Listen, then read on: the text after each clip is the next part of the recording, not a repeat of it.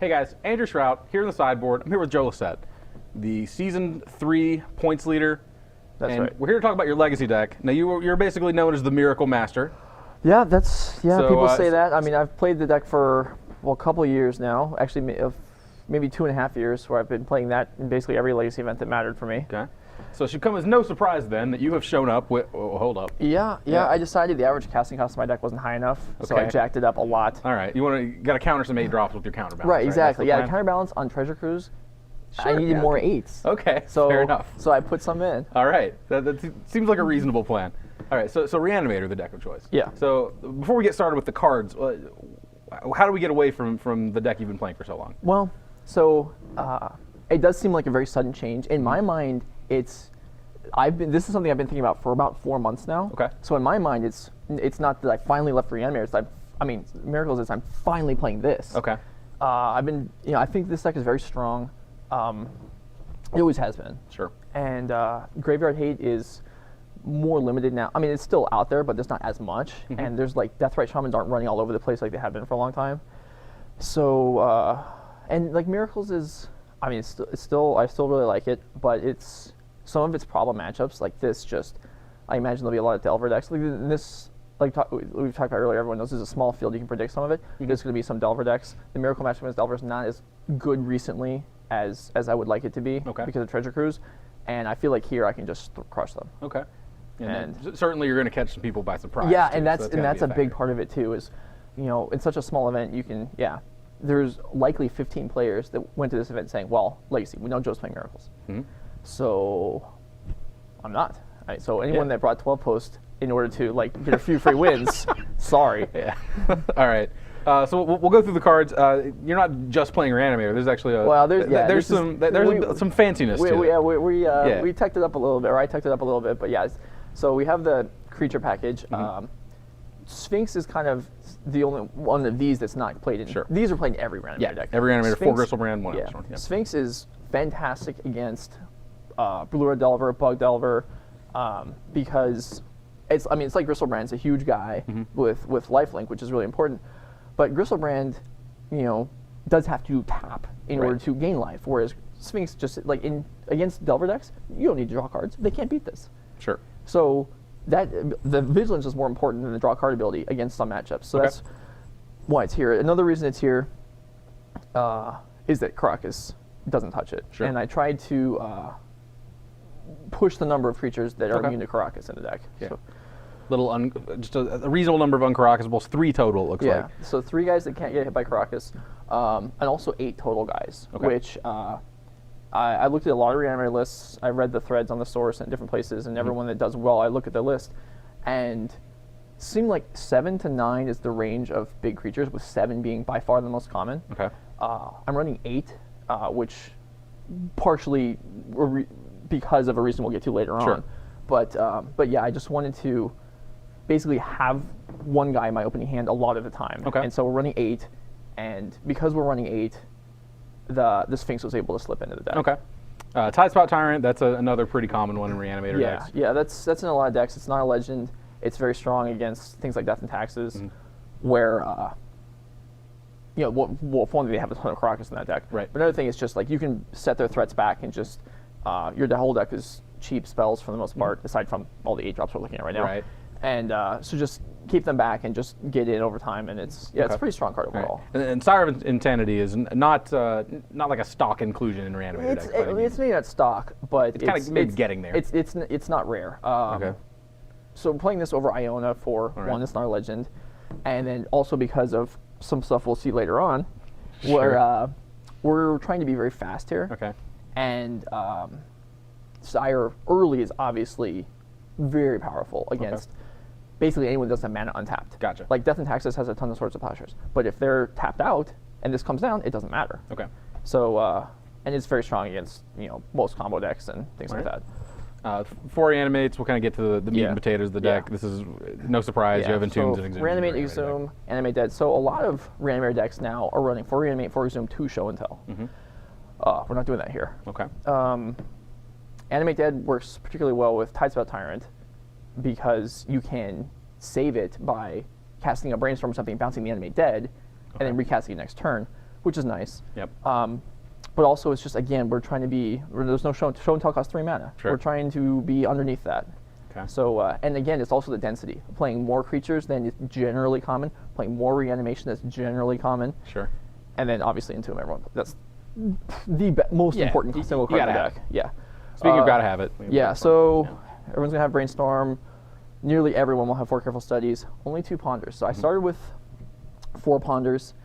Actually, a fair number of cards have come in and out of this deck as I've been occasionally working on it. Like, it hasn't been something I've like devoted myself to, but when I have time and I have, you know, someone, a friend of mine who's free in real life, then we've been putting some games in over time. And like, Ponders went cut down again because just trying to have more density of the business stuff. This finds those things, but trying to just have them. Okay. Just want to be as fast as possible. Yeah. We're trying to be brand quick, and so the Firestorms. I mentioned some spice. This is the first red card we've seen. So. That's true, yeah. So Firestorm is obviously great against Delver.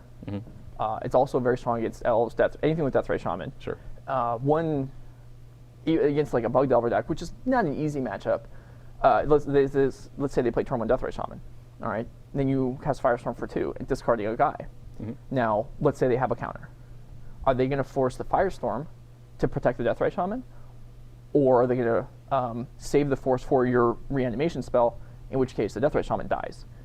Either way, you're in decent shape, because it's just an uncounterable outlet, which is really valuable, even against anything like all the times I've played Miracles, if someone plays Careful Study, oh, counter that. It's because, but here you can't stop it. I mean, you can counter spell, but the creatures are in the graveyard, and that's what's important. Yeah, you might not be able to tell that by actually reading the card here, because this is some, what was it, Visions or Weatherlight, some old text, but the actual Oracle text is it's part of the cost. Yeah, discarding is part of the cost, so you can always, it always works. Yeah. Then of course 4 days. Then we have Force counters, of Will. which I actually tried several other things besides days, but again, when I decided to push it for speed, it was like, well, days is the best one here. Sure. Onto the mana base. We have some land. Some red land. So we have some fetches. We have 2 red mana sources to cover the Firestorms, and then we have this fancy number. So we have Gemstone Cavern in here, which, as far as I can tell, has basically never been used. Okay. Once in a while, someone will have a couple in the sideboard. Like a month or 2 ago, there was I think a Goblin Prison deck that top 16 an event, a Scarcity event that had 2 in the sideboard. So I feel like, now it's possible I'm wrong about all of this, but I don't think so. Okay. I feel like Gemstone Cavern, like every time someone writes an article or starts a conversation, and this happens all the time, like, oh, what are the most underplayed cards in a format? What are the most underplayed cards in Legacy? This card is insane, and no one plays it. It's not underplayed, it's just not played, and I think it's great. Okay. So I feel like I can illustrate very simply why I think it is playable and other people think it's not. Sure. Because it's card disadvantage, right? Right. Like, if we have to go second, okay, who wants to go second? Because going first is really good. Sure. And it's card disadvantage because you have to exile anything you want, but you have to exile a card in order for it to work. So here's a scenario to illustrate why I think it's very good. You're going first. I drop this at the start of your turn. Let's say you're playing Death and Taxes or Rug Delver or something with Wastelands. You have a Wasteland in your hand, and you have, like, let's say Tropical Island, Nibelungus. Right. If you just immediately Wasteland me, it's a 2-for-1 in your favor. Right. So I think it's very tempting and maybe even correct to just go, bam, waste it, get rid of it. Okay, now you say go, that was your turn. So I untap, I draw my card, I have 6 cards.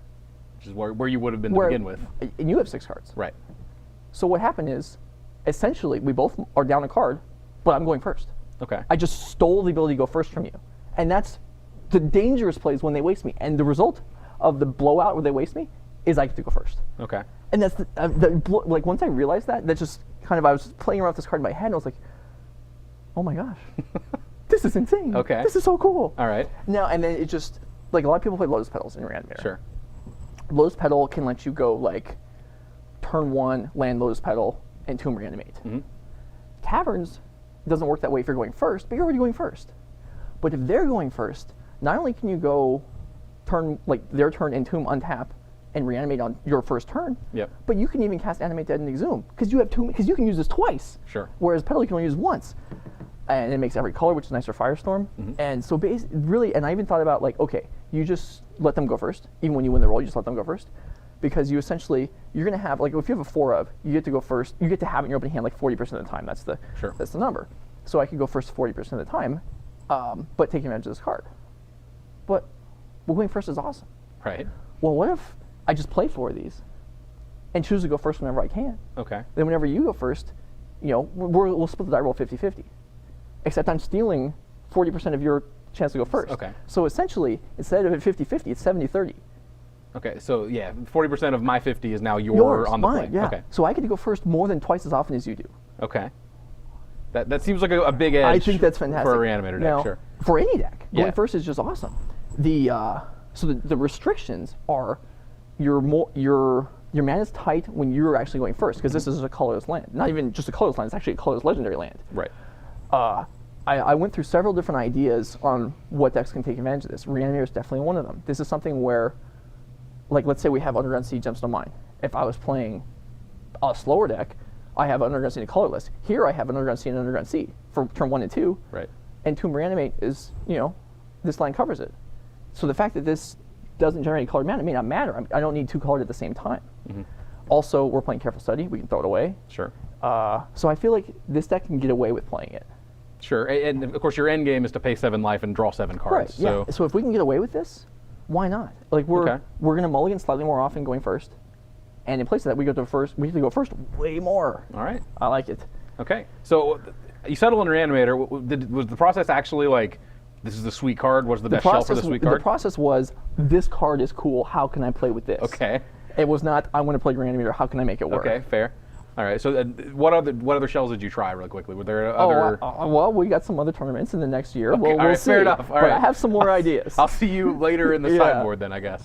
All right, cool. So Gemstone Cavern, the kind of the big piece of spice here. Yeah. All right. So we'll move on to the sideboard. We did not see any green lands other than Gemstone Cavern. Well, but there's no green cards in the main deck either. Sure. But yeah. So, so we have to have a lot of Reanimator decks are moving towards playing Abrupt Decays to deal with, because Grafdigger's Cage has kind of become. Less people are playing Rest in Peace or Relic of Regenedus because they're playing Treasure Cruise. Sure. So Abrupt Decay deals with Grafdigger's Cage consistently. Mm-hmm. Other stuff too, but that's really the main thing. Thoughtseize, we got to have something for a combo deck. I mean, Reanimator's fairly decent against combo anyway, but certainly that we have cards to take out, so we'll have to bring in. Python Needle takes care of a couple of our big problems. Well, the biggest is Karakas. Right. I mean, even though we have some non-legendary creatures, we still would rather be able to use them. Sure. So Needle is good there. It's good against random different stuff, but yeah, it's super strong there. And then so we have an Iona for combo decks, for more like Elves, Death and Taxes, things where one color is locking out is real big. Ratchet Bomb is another Abrupt Decay basically. It's easy to kill. You put it down, build up 1 turn, you can kill Grafdigger's Cage. Also kills Delvers, kills Pyromancer tokens right away. Sure. You can build up and kill counterspells, whatever. Okay. But really, it's just another thing for removal. And then 1 Coffin Purge. I felt like I wanted some graveyard hate. Okay. I mean, this is a small tournament, and this tournament, like as far as standard, I didn't really try and predict what the people were going to play. Yeah. For this, I did a little bit more of that, and I wasn't sure that would actually turn out to be useful. I don't know yet, but I didn't want to have none. Okay. And playing one of these, you can entomb for it, so you can essentially tutor for it. So you have basically 5 ways to exile 1 card. Yeah. So if we play against, if there's another Reanimator deck or someone playing Storm, you can catch maybe the Infernal Tutor, Response to Passive Flames, or something. Okay. Just felt not safe to not have any graveyard hate. Sure. All right, and then rounding out the sideboard, some high impact, some heavy lifters. So another condition of the Cavern is it limits the sideboard. Sure. Because while we can get away with going first and having the deck, it's not ideal. So in sideboard games, when if I lose a sideboard game, then I would like to be able to take the Caverns out and have, for one thing, we need land to cast Abrupt Decay. Sure. And another thing, we want the Caverns out anyway. So going first, we'll trade those for the Caverns. Going second, the Caverns will stay in the deck. These will still come in anyway, but different other land will come out. Sure. But yeah, so that's really another. We don't get to play 15-card sideboard with Caverns in the deck. I mean, you could, but that's pretty dangerous. You have to adjust for the games when you actually know you're going to be on the play. Yeah. Okay. Seems like you've put a lot of thought into this. It's been a long time coming. It's been. I gotta tell you, I'm super excited about it. Like I don't know how to go, but I'm optimistic. Like we've been playing here and there. We've been playing games, playing matches, and I think it's very strong. All right. Well, I'm excited to see it in action tomorrow. Stick around. We've got plenty more coverage coming at the Players Championship here in Roanoke.